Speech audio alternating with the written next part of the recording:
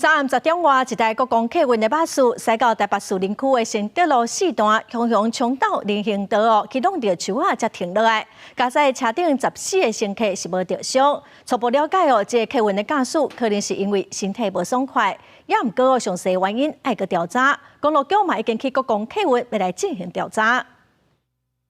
TVB 的证明头前，这台国道客运突然间司机控制一直向边仔偏过去。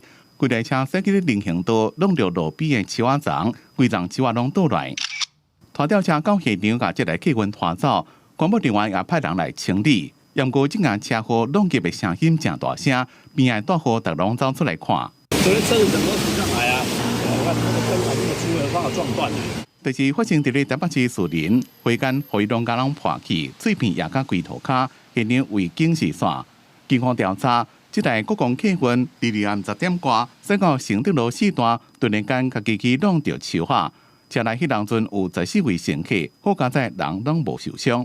这个工时大概都在规范之内啦，平常有高血压啦，匆忙上班忘了吃药了。开了第3趟的时候就觉得说开到那路段有一点头昏吧，那想要靠边，结果可能就不小心就去擦撞。 经过证实了，这位驾驶并无酒精反应。警方初步了解，敢若是驾驶身体无爽快，不过真正原因也过来调查。这种有事故性的哈，有人伤亡或者是像这个比较争议性的，今日会派员到公司办理公司查核啦。如果相关的违反的部分那我们当然会依照依规进行查处吧。国光客运出代志，公路局也去业者的公司查核。 调查相关的人车管理是否符合规范。